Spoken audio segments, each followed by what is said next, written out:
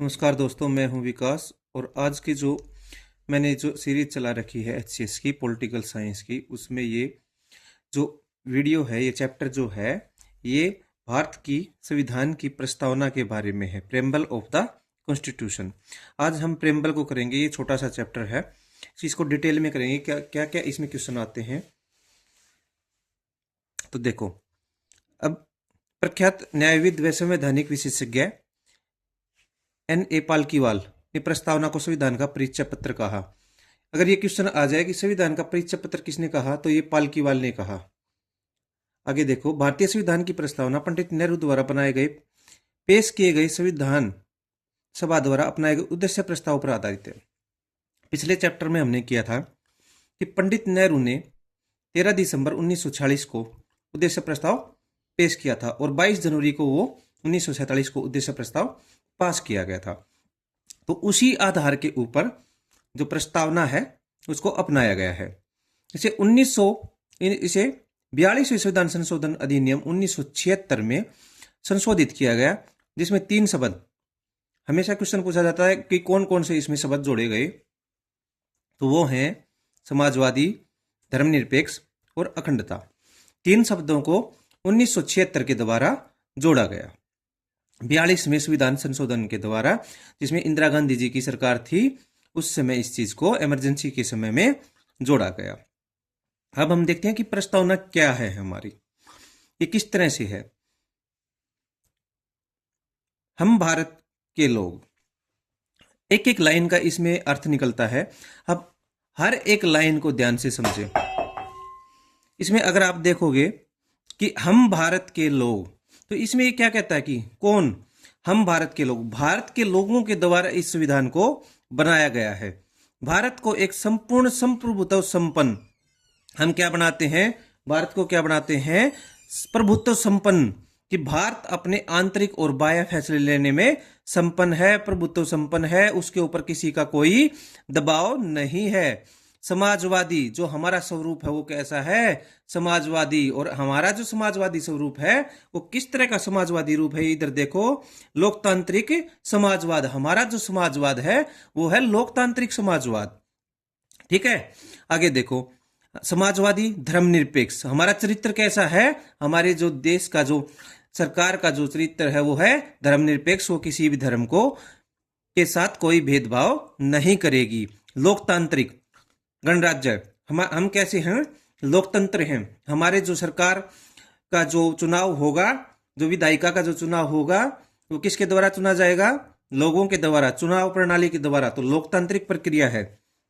और गणराज्य बनाने के लिए, गणराज्य का मतलब यहाँ पे हर शब्द का मतलब है, गणराज्य का मतलब है कि राष्ट्र प्रमुख जो हमारे हैं उनको चुनाव के द्वारा ही चुना जाएगा, जैसे हमारे राष्ट्रपति को चुना जाता है।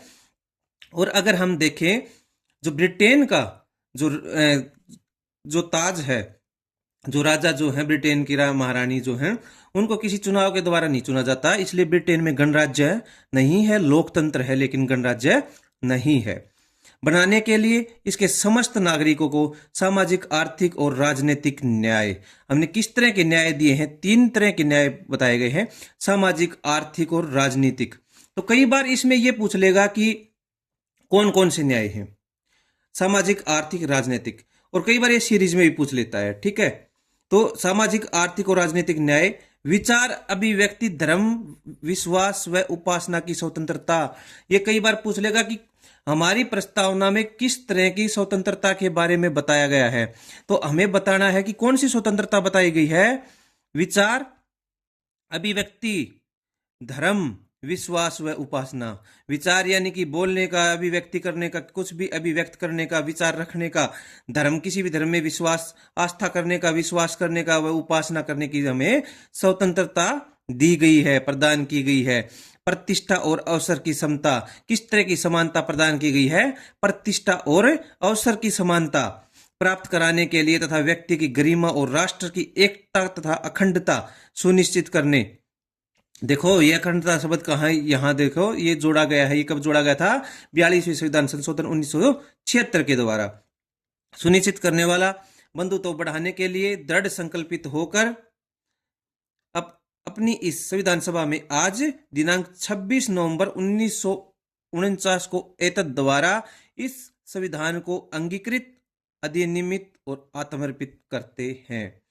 कि इस संविधान को किस दिन अपनाया गया? इस संविधान को 26 नवंबर 1949 को संविधान सभा के द्वारा अपना लिया गया।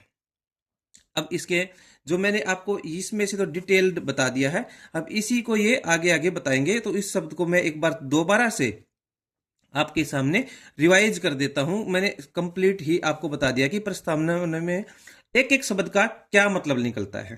ठीक है, अब हम आगे देखेंगे कि प्रस्तावना के तत्व। देखो, संविधान के अधिकार का स्रोत क्या है? हम लोग भारत के लोग हैं, भारत की जनता ही संविधान का स्रोत है। प्रकृति कैसी है, उद्देश्य क्या है, संविधान लागू होने की तिथि क्या है? 26 नवंबर 1949 को संविधान लागू हो गया। ठीक है, अच्छा, अब हम अगर देखें कि प्रस्तावना में मुख्य शब्द की अगर हम बात करें, संप्रभुता क्या है? अब देखो, मैंने स्टार्टिंग में आपको बताया कि संप्रभुता क्या है। इधर देखो भाई, कि जो भारत जो है वो अपने फैसले करने में आत्मनिर्भर है, वो आंतरिक और बाह्य फैसले अपने खुद से करेगा, उसके ऊपर किसी की कोई भी डिपेंडेंसी या प्रभाव नहीं है। संप्रभु शब्द का अर्थ है कि भारत न तो किसी अन्य देश पर निर्भर है और न ही किसी अन्य देश का डोमिनियन है, यानी कि इसके ऊपर कोई शक्ति नहीं है और अपने मामलों आंतरिक और बाह्य का निस्तारण करने के लिए भारत क्या है? स्वतंत्र है। ये किस बात का प्रतीक है? ये संप्रभुता का प्रतीक है। आगे देखो, समाजवादी जो शब्द है इसको हमने 42वें संविधान संशोधन अधिनियम 1976 के द्वारा लिया है। अब आगे देखो कि किस तरह का क्या समाजवादी स्वरूप है हमारा। देखो भाई, इसमें इधर आज मैंने इसको हिलने का कुछ लगाया तो है स्टैंड, देखो काम करता है नहीं। अच्छा, आगे देखो, भारतीय समाजवाद लोकतांत्रिक समाजवाद है, न कि साम्यवादी समाजवाद। अब जो बच्चे पॉलिटिकल साइंस के नहीं है उसमें एक चीज समझ लो बच्चे, कि लोकतांत्रिक समाजवाद और साम्यवादी समाजवाद क्या है। कि जो साम्यवादी जो समाजवादी हैं ये क्या चाह रहे हैं कि ये क्रांति करके, क्रांति के द्वारा, संघर्ष के द्वारा, खून खराबे के द्वारा वहां जो सरकार है उसको बिल्कुल हटा के और एक साम्यवाद समाजवादी स्वरूप लेके आके फिर वो साम्यवाद स्थापित करना चाहते हैं, जिसमें सबको समान अधिकार मिले, सबको बराबर का वेतन मिले, सबको सारी चीजों पे साम्यवाद में राज्य का हस्तक्षेप बिल्कुल हट जाए। लेकिन लोकतांत्रिक समाजवाद का मतलब यह है कि लोकतंत्र के रहते हुए वो तो लोकतंत्र जो है उसको नहीं मानते हैं जो साम्यवादी हैं, लेकिन जो लोकतांत्रिक समाजवाद की प्रणाली है कि लोकतंत्र में भी साम्यवाद लेके आया जा सकता है, लोकतंत्र में भी समाजवादी कार्य किए जा सकते हैं, कल्याणकारी कार्य किए जा सकते हैं। जिस तरह से भारत कर रहा है इसमें मिश्रित तरह की प्रक्रिया अपनाई गई है, इसमें लोकतांत्रिक समाजवादी स्वरूप अपनाया गया है। इसमें आगे देखो, लोकतांत्रिक समाजवाद मिश्रित अर्थव्यवस्था में आस्था रखता है, जहां सार्वजनिक व निजी क्षेत्र के साथ साथ मौजूद रहते हैं। इसमें दोनों चीजें रहती हैं बच्चा, कि सार्वजनिक क्षेत्र भी है और निजी क्षेत्र भी है, दोनों तरह के क्या है इसमें समाजवादी स्वरूप में दोनों तरह का रहता है। हमने इसमें वेस्टर्न मॉडल को भी अपनाया है और हमने इसमें रशियन मॉडल, यूएसएसआर के मॉडल को भी अपनाया है जिसमें समाजवादी स्वरूप है। लोकतांत्रिक समाजवाद का उद्देश्य गरीबी, उपेक्षा, बीमारी व अवसर की असमानता को समाप्त करना है। भारतीय समाजवाद मार्क्सवाद और गांधीवादी का मिला जुला स्वरूप है, जिसमें गांधीवादी समाजवाद की ओर ज्यादा झुकाव किया गया है। भारतीय समाजवाद जो साम्यवादी जो समाजवाद, जो रशिया का समाजवाद है, जो यूएसएसआर चाइना का समाजवाद है, उससे अलग समाजवाद है। हम लोकतंत्र में विश्वास करते हुए पूंजीवादी व्यवस्था यानी कि निजी व्यवस्था और समाजवादी स्वरूप, इन दोनों को हम इकट्ठा बढ़ावा देते हैं। अब आगे आ जाते हैं धर्मनिरपेक्षता के ऊपर। धर्मनिरपेक्षता क्या है? अब धर्मनिरपेक्षता को देखें तो ये जो है 42वें संविधान संशोधन 1976 में जोड़ा गया, जैसा कि उच्चतम न्यायालय ने भी 1974 में कहा था। धर्मनिरपेक्ष राज्य शब्द का स्पष्ट रूप से संविधान में उल्लेख नहीं किया गया था, तथापि इसमें कोई संदेह नहीं है कि संविधान के निर्माता ऐसे ही राज्य की स्थापना करना चाहते हैं, इसलिए संविधान में अनुच्छेद 25 से 28 जोड़े गए हैं। कि संविधान में सीधे सीधे धर्मनिरपेक्षता नहीं जोड़ा गया कहीं, लेकिन 25 से 28 धार्मिक स्वतंत्रता का अधिकार देता है। 29-30 हमें अल्पसंख्यकों को अपनी संस्कृति का अधिकार देता है। तो 1974 में सुप्रीम कोर्ट ने कहा कि इसमें सीधा सीधा धर्मनिरपेक्ष नहीं लिखा गया, लेकिन भारत का जो स्वरूप जो दिखाई देता है वो धर्मनिरपेक्ष राज्य जैसा ही दिखाई देता है। और इसी चीज को 1976 में इंदिरा गांधी जी के द्वारा 42वां संविधान संशोधन करके हमारी प्रस्तावना के अंदर इसको शामिल किया गया। इसके बाद ये बात क्लियर हो जाती है कि भारत का जो स्वरूप है वो कैसा है, वो एक धर्मनिरपेक्ष राष्ट्र के रूप में है। अब आते हैं लोकतांत्रिक के ऊपर। अच्छा, लोकतांत्रिक क्या है कि भारत में जो सरकार जो बनेगी वो लोकतांत्रिक माध्यम से राज्य व्यवस्था चलाई जाएगी। देश में हम चुनाव करेंगे, लोगों के द्वारा अपने प्रतिनिधि को चुना जाएगा, लोकतंत्र के द्वारा चुना जाएगा। इसमें क्या होता है, दो तरह का होता है लोकतंत्र, एक होता है प्रत्यक्ष व अप्रत्यक्ष। प्रत्यक्ष लोकतंत्र में लोग खुद शामिल होते हैं, सभी लोग शामिल होते हैं। जैसे स्विट्जरलैंड, क्योंकि छोटा देश है, छोटा देश होने की वजह से कम पॉपुलेशन है, कम पॉपुलेशन लोगों की ज्यादा भागीदारी होती है, ज्यादा भागीदारी की वजह से वहां पे प्रत्यक्ष लोकतंत्र स्थापित है। अगर लोगों को कोई चीज पसंद नहीं आई, कोई कानून पसंद नहीं आया, तो उसके ऊपर वो क्या करते हैं, वो वोटिंग करते हैं और वोटिंग के द्वारा किसी कानून को निरस्त कर सकते हैं, किसी में बनाने में अपनी भागीदारी दे सकते हैं। लेकिन ये उन देशों के लिए तो ठीक है जो छोटे देश हैं, लेकिन भारत जैसे अगर बड़े देश के स्वरूप में देखा जाए तो हम 150 करोड़ लोगों को अगर उनकी राय लेने लगे और उनसे चीज पूछ के अगर कानून बनाने लगे तो एक भी कानून नहीं बनेगा। तो इस तरह से सरकार चल ही नहीं पाएगी, ना कोई राज्य व्यवस्था चल पाएगी। तो इस वजह से क्या किया कि हमने अप्रत्यक्ष लोकतंत्र को अपनाया है। अप्रत्यक्ष लोकतंत्र में क्या है कि हम अपने प्रतिनिधि को हम सरकार में शामिल करते हैं, हम संसद में भेजते हैं, वो कानून बनाते हैं, वो सरकारें चलाते हैं। इसमें प्रत्यक्ष लोकतंत्र में देखो 4 मुख्य औजार हैं, मतलब क्या क्या है, रेफरेंडम, इनिशिएटिव, रिकॉल और प्लेबिसाइट, संग्रह। ये 4 जो चीजें हैं कि जो स्विट्जरलैंड के जो प्रत्यक्ष लोकतंत्र जो है उसमें क्या किया जा सकता है कि रेफरेंडम के द्वारा हम कुछ भी चीज कर सकते हैं, कोई पहल कर इनिशिएट ले सकते हैं वो लोग वहां से, कि उनको लगा कि ये चीजें होनी चाहिए, वो कोई इनिशिएट ले लेंगे। वो अगर उन्होंने किसी को चुना है प्रतिनिधि को तो वो वापस भी बुला सकते हैं। और प्लेबिसाइट, वो जनमत संग्रह कर सकते हैं किसी भी विषय के ऊपर, किसी कानून के ऊपर। तो ये सारी चीजें, 4 चीजें जो हैं ये है किसकी, लोकतंत्र की। ये कौन से लोकतंत्र की, प्रत्यक्ष लोकतंत्र की। अब इसमें क्वेश्चन आ जाए कि प्रत्यक्ष लोकतंत्र में ये इनमें से क्या क्या शामिल नहीं है, तो आपको याद रखना है रेफरेंडम भी है, इनिशिएटिव भी है और रिकॉल भी है, प्लेबिसाइट भी है। ये सारी चीजें किसमें हैं, ये सारी चीजें किसमें हैं, प्रत्यक्ष लोकतंत्र में शामिल हैं। ये आपको याद रखना है। अब आगे देखो,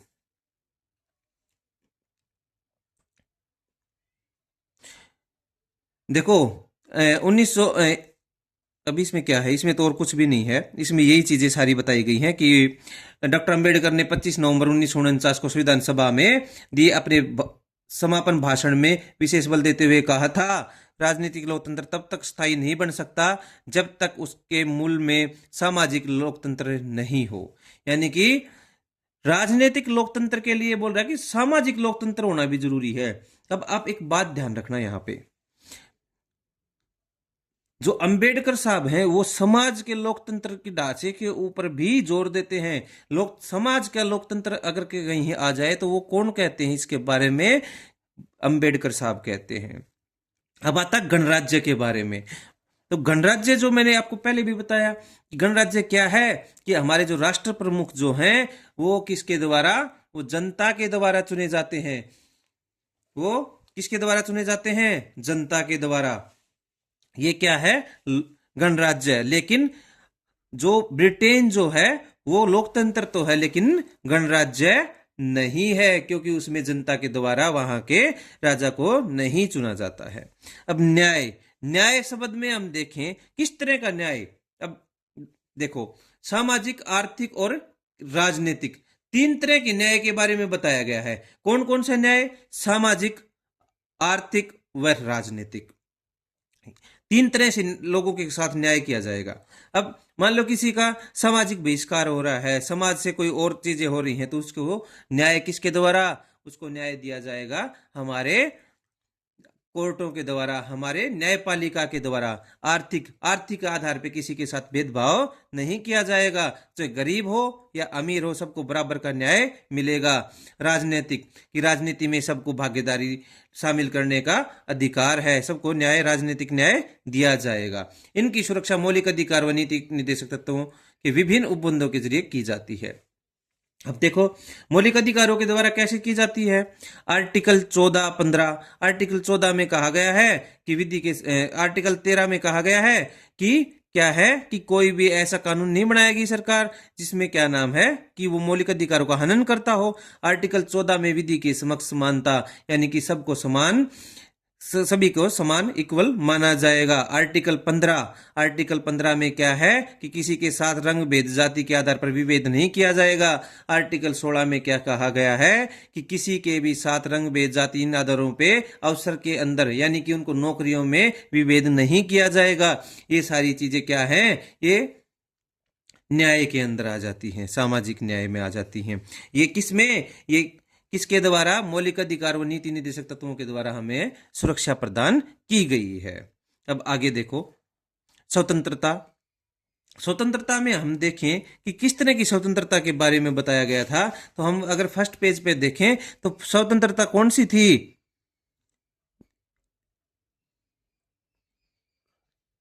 विचार, अभिव्यक्ति, धर्म, विश्वास व उपासना की स्वतंत्रता के बारे में। किस किसके स्वतंत्रता के बारे में? विचार, अभिव्यक्ति, उपासना के स्वतंत्रता के बारे में। और समता के बारे में, अगर हम समानता की बात करें तो समानता किसके, सबको समान समझा जाएगा। किस, कौन कौन सा आर्टिकल समानता को मैंने बताया? आर्टिकल 14, 15, 16, 17 और 18 किसके आर्टिकल हैं?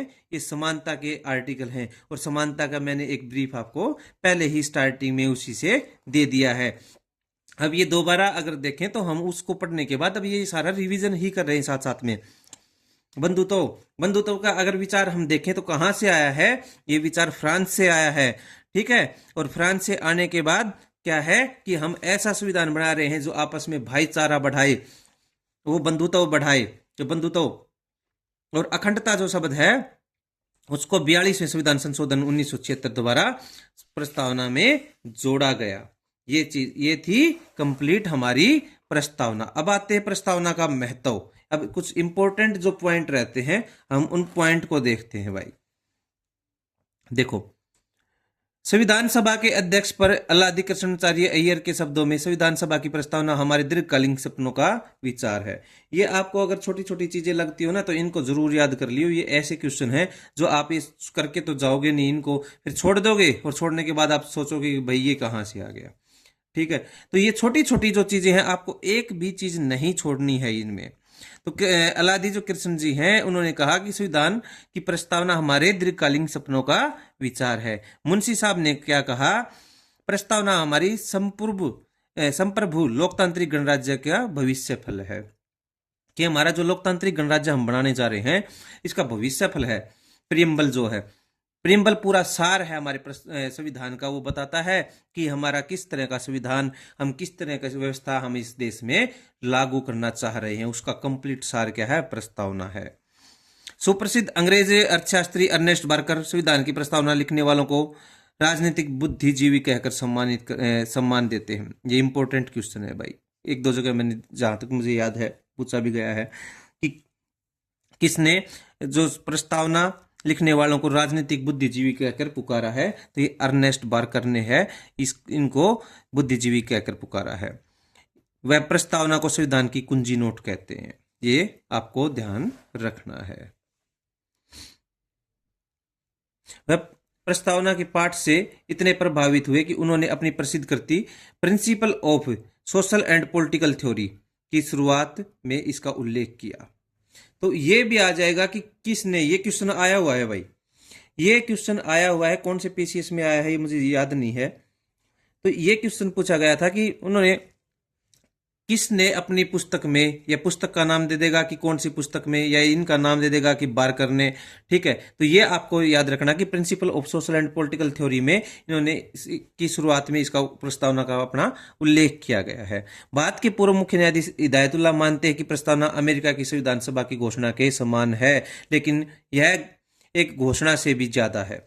तो ये भी क्वेश्चन पूछा गया है कि कौन इसको अमेरिका के संविधान के प्रस्तावना के समान मानता है लेकिन उससे ज्यादा मानता है। तो हमारे जो जस्टिस हिदायतुल्लाह जी हैं, जो पूर्व मुख्य न्यायाधीश जो थे, उन्होंने इसको अमेरिका के संविधान से ज्यादा माना है। यह हमारे संविधान की आत्मा है, जिसमें हमारे राजनीतिक समाज के तौर पर तरीकों को दर्शाया गया है। यह क्या है, हमारे आत्मा है, संविधान के एक भाग के रूप में। अब देखो भाई, एक चीज आती है इसमें, एक विवाद आता है। विवाद क्या आता है कि भाई प्रस्तावना जो है वो संविधान का भाग है नहीं है, क्योंकि 1976 में इसमें संशोधन भी किया गया। तो स्टार्टिंग से ही ये चल रहा था कि भाई प्रस्तावना में है क्या, क्या ये संविधान है, संविधान का भाग है, संविधान का भाग नहीं है, क्या है। तो देखो, बेरूबाड़ी संघ 1960 मामले में उच्चतम न्यायालय ने कहा कि प्रस्तावना संविधान में निहित सामान्य प्रयोजनों को दर्शाता है और इसलिए संविधान निर्माताओं के मस्तिष्क के लिए एक कुंजी है। इसके अतिरिक्त अनुच्छेदों में प्रयोग की गई व्यवस्थाओं के अनेक अर्थ निकलते हैं। इस व्यवस्था के उद्देश्य को प्रस्तावना में शामिल किया गया है। प्रस्तावना की विशेषता को स्वीकार करने के लिए इस उद्देश्य के बारे में व्याख्या करते हुए उच्चतम न्यायालय ने कहा कि प्रस्तावना संविधान का भाग नहीं है। ये इंपॉर्टेंट बात है, बहुत ही इंपॉर्टेंट है कि बेरूबाड़ी केस 1960 जो आया, उसमें क्या कहा, उसमें कहा कि प्रस्तावना संविधान का भाग नहीं है, ठीक है। अब आता है केस 1977 का, केशवानंद भारती केस।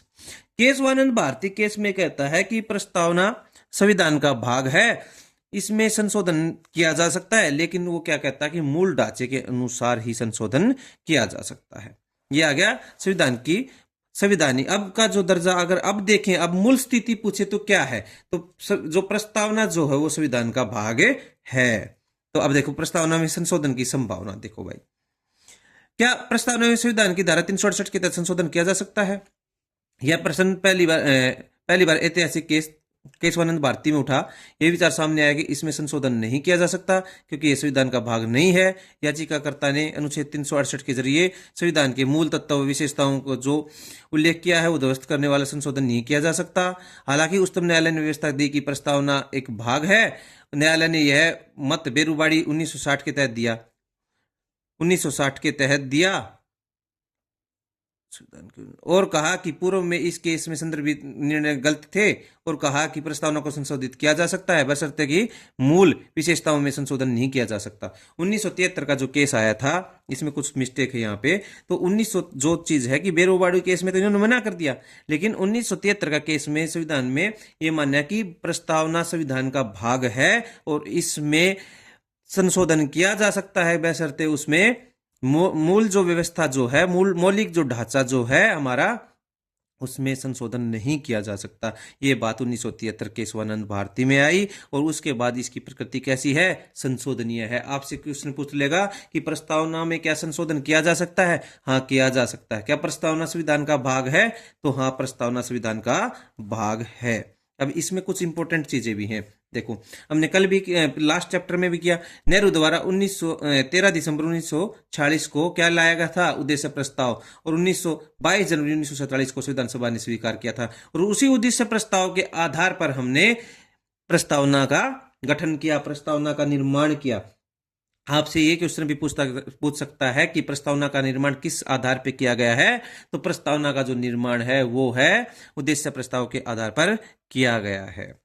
देखो, भारत जो है 26 जनवरी 1950 को जब से हमने हमारा कॉन्स्टिट्यूशन पूर्णतः लागू कर दिया था, उसके बाद से हम एक संप्रभु गणतंत्र राष्ट्र हैं, घोषित अपने आप को सबसे मुक्त कर लिया था भारत ने। लेकिन जो पाकिस्तान है 1956 तक डोमिनियन रहा। यहाँ पे डोमिनियन का मतलब ये है कि पाकिस्तान ने वैसे तो राज अपना क्या किया, स्वतंत्र रूप से किया, लेकिन जो राष्ट्र प्रमुख जो हैं वो कौन रहे, ब्रिटेन की महारानी के अंडर में ही किया, कि सब नाम किसके नाम से काम हुए, महारानी के नाम से। लेकिन भारत में कब खत्म हो गया था, 1950 में। ये एक यहां से अच्छा क्वेश्चन बन सकता है कि पाकिस्तान में कब तक डोमिनियन स्टेटस रहा था, तो ये 1956 तक पाकिस्तान में डोमिनियन स्टेटस रहा था। और भारत संयुक्त राष्ट्र संघ की सदस्यता भारत ने कब ली थी, भारत ने 1945 में, कब, 30 अक्टूबर 1945 को भारत ने संयुक्त राष्ट्र संघ की सदस्यता ली थी। तो ये हमारी कंप्लीट क्या है, ये प्रस्तावना है।